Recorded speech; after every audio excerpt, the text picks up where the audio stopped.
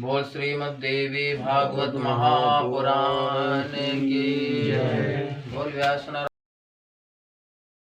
की जय।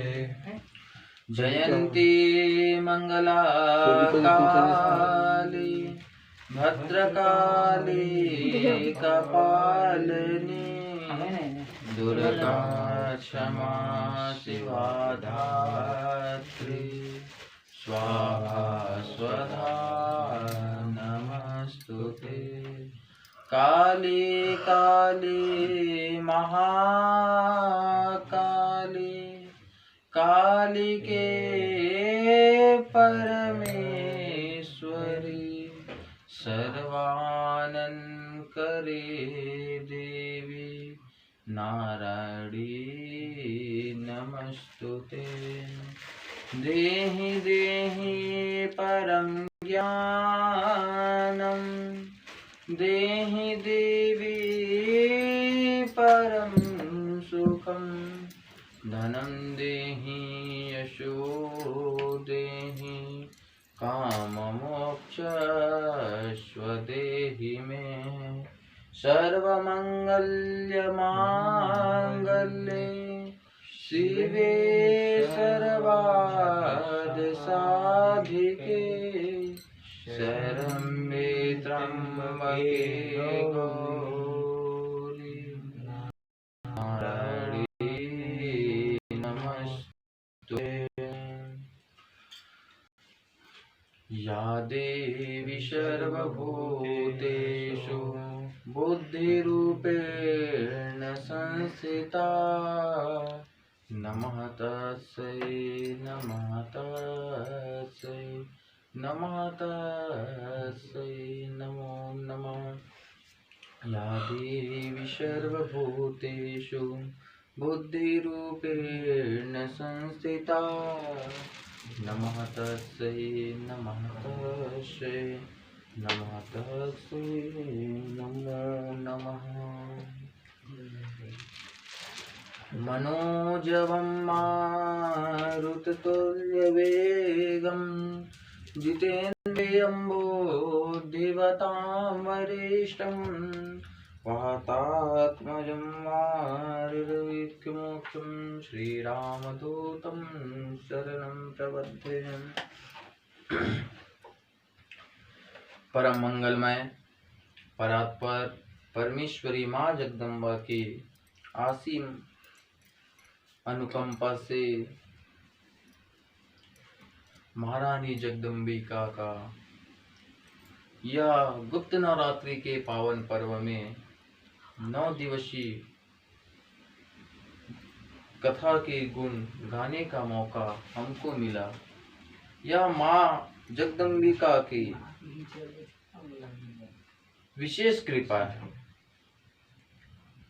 माता की कृपा से आप सभी भक्तजनों के साथ माता जी की ही कथा सुनने के लिए विराजमान है। इस कृपा को सब नहीं पाते, सब पाते तो अपना समय नहीं दे पाते। परम श्रद्धालु जन आज माँ जगदम्बा स्वरूपनी साक्षात श्रीमद् देवी भागवत की कथा को अंतिम कथा 9 दिवस नवरात्रि गुप्त नवरात्रि के पावन पर्व में अंतिम दिवस की यह कथा।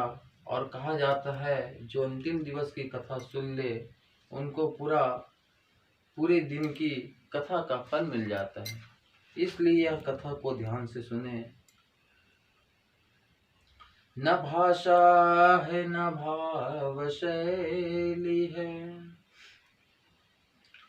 कविता सार गर्भित है, हृदय का प्रेम है जो आपको सादर समर्पित है।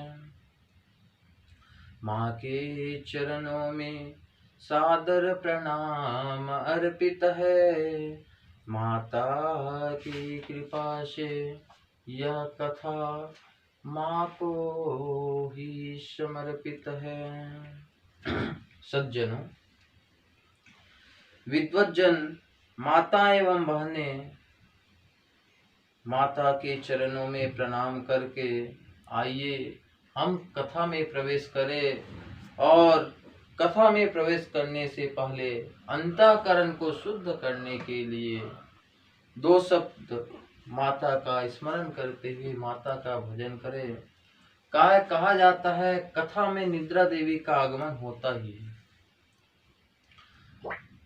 जब कुंभकर्ण मारा जाता है ना, तो कुंभकर्ण की पत्नी निद्रा देवी वो बोलती हैं कि कभी भी कथा हो तो मैं आके लोगों को परेशान करूंगा, और निद्रा देवी का वास हो जाता है। इसलिए कथा के बीच बीच में संगीत में सुंदर मधुर भजन गाया जाता है। देने वाली माता दिलाने वाली माँ, देने वाली माता दिलाने वाली माँ, देने वाली माँ दिलाने वाली माँ, देने वाली माँ दिलाने वाली माँ, भिखारी सारी दुनिया देने वाली माँ, भिखारी सारी दुनिया देने वाली माँ, देने वाली माँ दिलाने वाली माँ, देने वाली माँ दिलाने वाली माँ, भिखारी सारी दुनिया देने वाली माँ, भिखारी सारी दुनिया देने वाली माँ, राजा मांगे रानी मांगे मांगे सकल जहां, राजा मांगे रानी मांगे मांगे सकल जहां, राजा मांगे रानी मांगे मांगे सकल जहां, राजा मांगे रानी मांगे मांगे सकल जहां, हाथ जोड़कर भैरव मांगे दो मैया वरदान, हाथ जोड़कर भैरव मांगे दो मैया वरदान, हाथ जोड़कर भैरव मांगे दे मैया वरदान, हाथ जोड़कर भैरव मांगे दे मैया वरदान, देने वाली माँ दिलाने वाली माँ, देने वाली माँ दिलाने वाली माँ, भिखारी सारी दुनिया देने वाली माँ, भिखारी सारी दुनिया देने वाली माँ, अंधन मांगे कोढ़िन मांगे मांगे सकल जहां, अंधन मांगे कोढ़ी मांगे मांगे सकल जहां,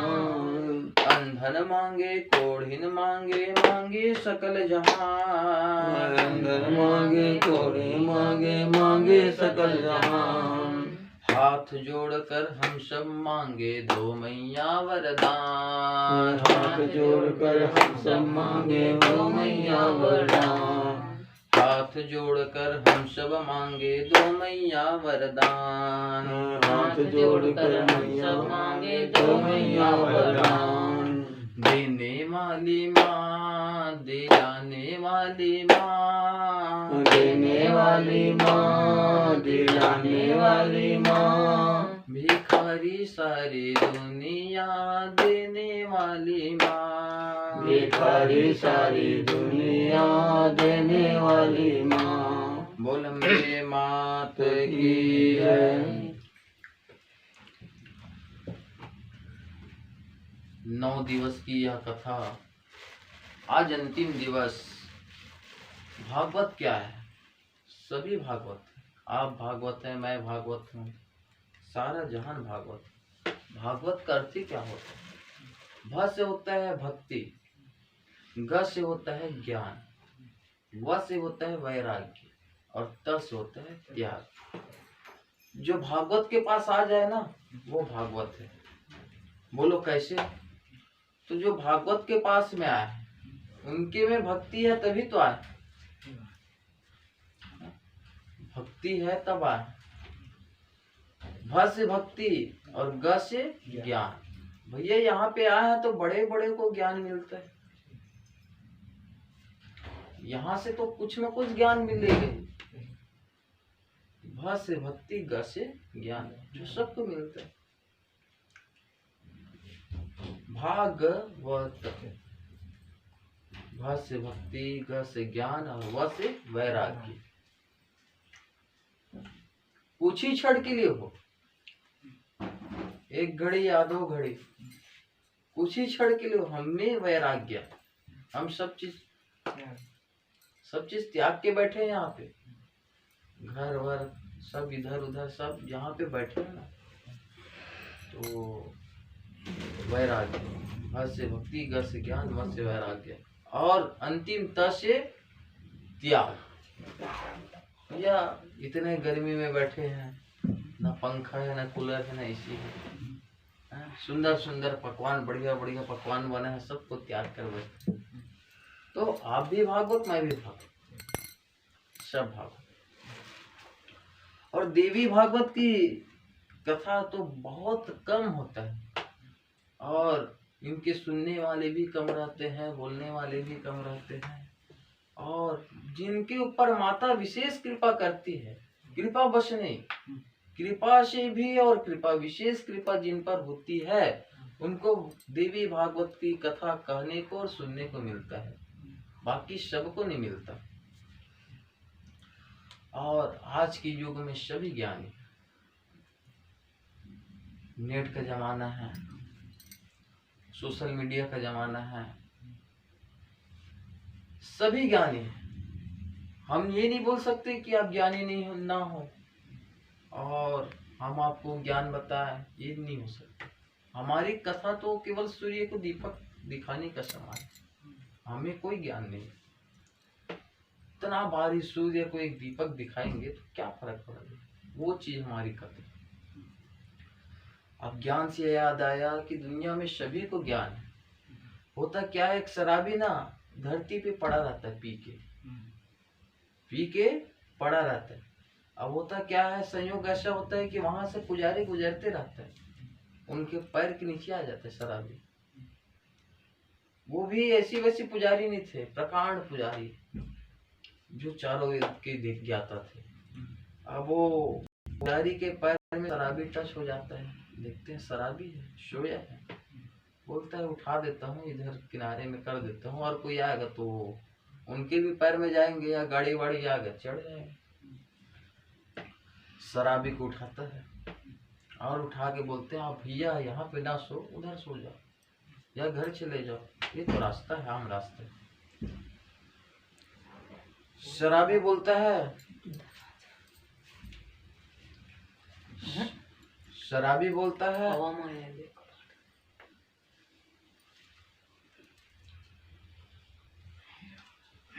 शराबी बोलते हैं, आप ज्ञानी पुरुष लगते हो, बढ़िया धोती पहने हो, त्रिपुण चंदन लगा, महान ज्ञानी लगते हो। बोलते हैं हाँ मैं ज्ञानी। बोलते हैं आप मंदिर के पुजारी वगैरह लगते हो। बोलते हैं हाँ मैं पुजारी। आप चारों वेद के ज्ञाता लगते हो। बोलते हैं हाँ हाँ मैं चारों वेद के ज्ञाता, पर मेरे से ज्यादा नहीं जानते। बोलते बोले कैसे?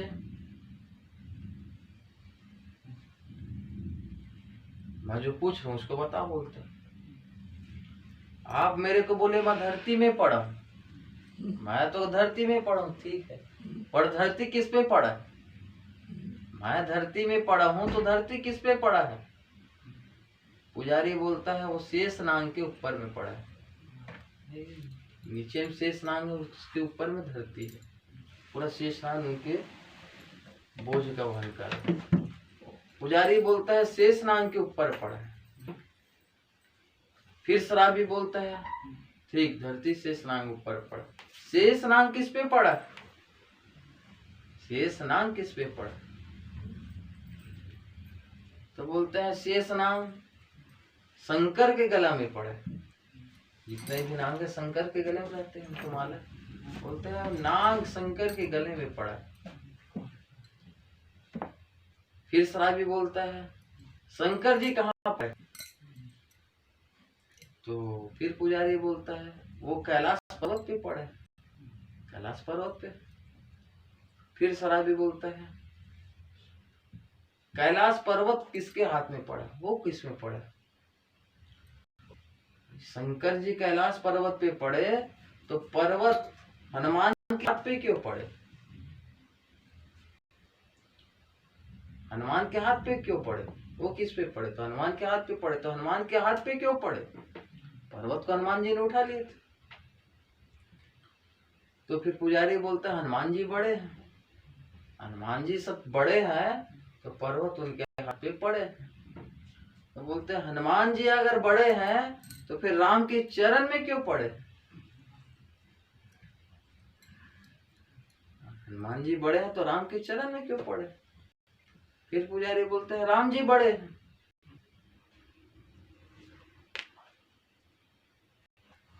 तो बोलते हैं राम जी बड़े तो फिर रावण को मारने के पीछे क्यों पड़े? लंका के पीछे क्यों पड़े? माता सीता को लाने के पीछे क्यों पड़े? पुजारी हार जाते, बोलते हैं भैया तो ही सबसे बड़ा है जो अभी पी के पड़ा है।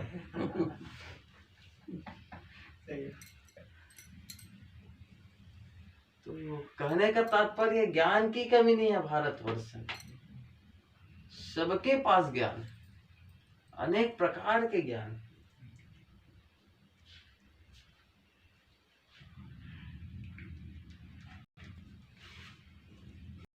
आज अंतिम दिवस की था।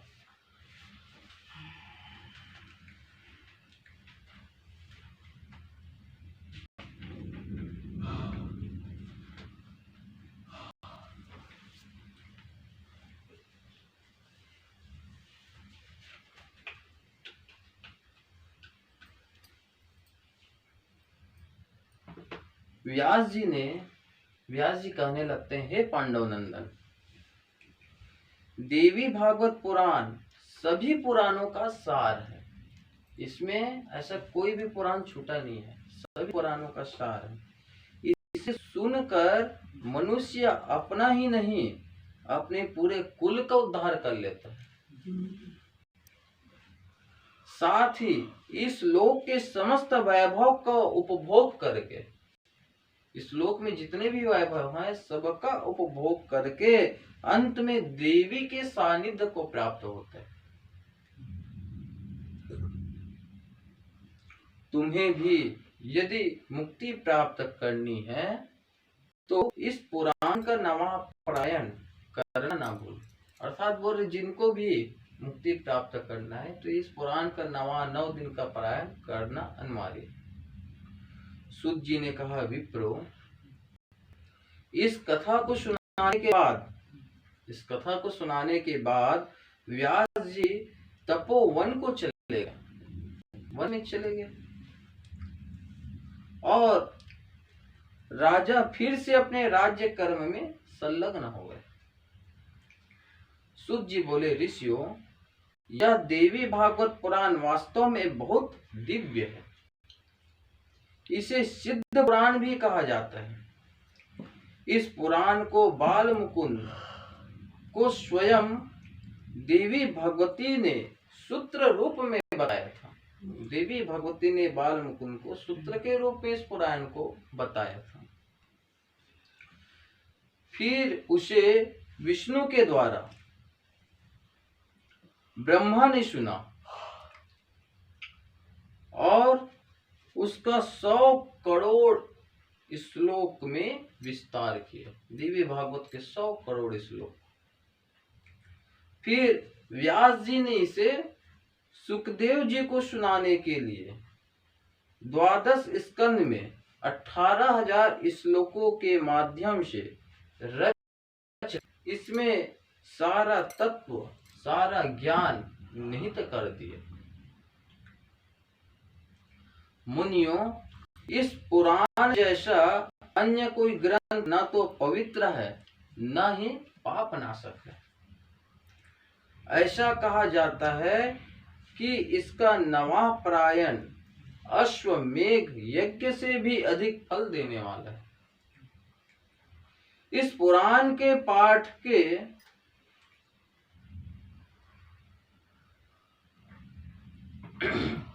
बांझ भी पुत्रवती हो जाती है। इस पुराण के पाठ का ये महत्व है और सभी मनोकामना, सभी अभिलाषा पूर्ण करने में सफल हो जाती है। इसके सुनने और पढ़ने से मूर्ख बुद्धिमान, निर्धन धनी और प्रतिष्ठित हो जाता है। देवी भागवत पुराण पढ़े जाने वाले घर में रोग, शोक, चिंता कभी नहीं आती और न कभी वहां यमदूतों का आगमन होता है।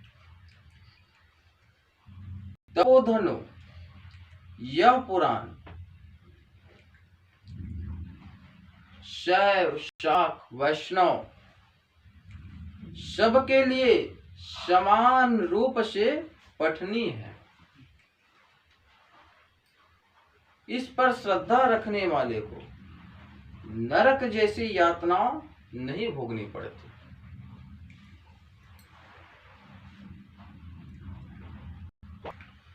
नैमिषारण्य में एकत्र सभी ऋषि ने सूत जी से देवी भागवत पुराण सुनकर उन्हें प्रणाम किया और उन्हें आभार व्यक्त किए, धन्यवाद दिए कि आपने इतना बढ़िया पुराण सुना है।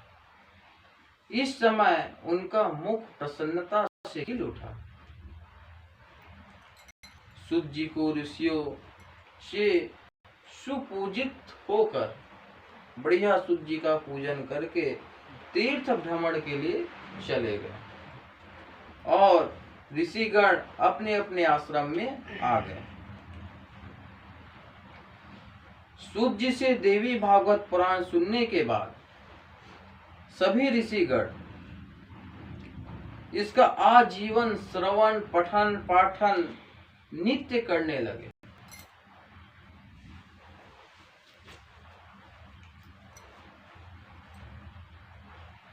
और यहाँ सुख शांति बिताने के बाद अंत में सभी ऋषिगण बड़े दिव्य लोक धाम देवी लोक में गए। देवी लोक मणिद्वीप का वर्णन किया गया। मणिद्वीप अर्थात अनेकों प्रकार के वहां पूरा मणि से सुसज्जित। व्यास जी कहे, राजन तुम समझ गए होंगे कि सबको केवल देवी भगवती की ही आराधना करनी चाहिए। इसके बाद देवी भगवती के परम धाम मणिद्वीप का वर्णन सुन लो। ब्रह्मालोक के भीतर और उसके भी ऊपर, ब्रह्मलोक के ऊपर एक और लोक है जहां भगवती जगदम्बा विराजमान है। उसे मणिद्वीप कहा जाता है। वह सभी लोकों से उत्तम है। इसे सर्वलोक भी कहा जाता है। इस द्वीप के चारों ओर कई योजन तक अमृत का सागर लहराता है। इस सुधा समुद्र के चारों ओर रत्नों से भरे हुए पेड़ विराजमान है। इस सागर के बाद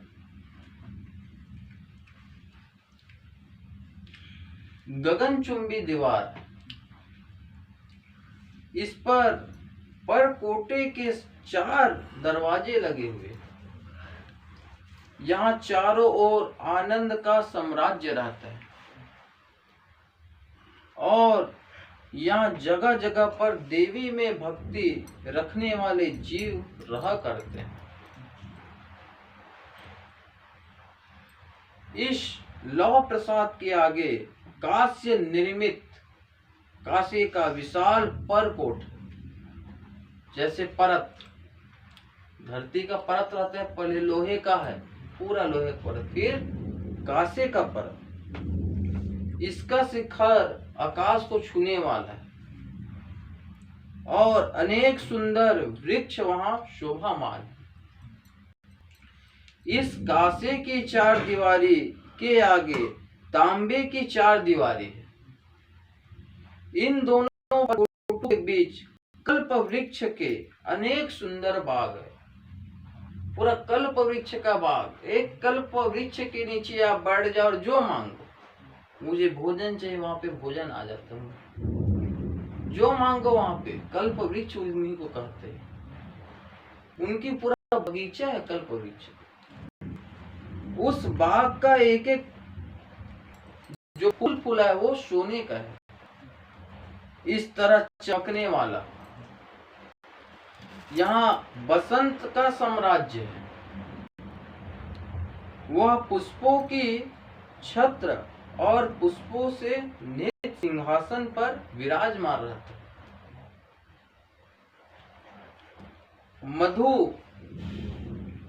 मधुश्री और माधवश्री उसकी दो पत्नियां हैं बसंत का। इनके चारों ओर मधु धाराएं बहा करती हैं। इस तांबे के परकोटे के आगे शीशे का परकोटा है। इसकी ऊंचाई 7 योजन की कही जाती है। इन दोनों परकोटों के बीच संतान नामक सुंदर बाग है। इस बाग का स्वामी ग्रीष्म ऋतु है।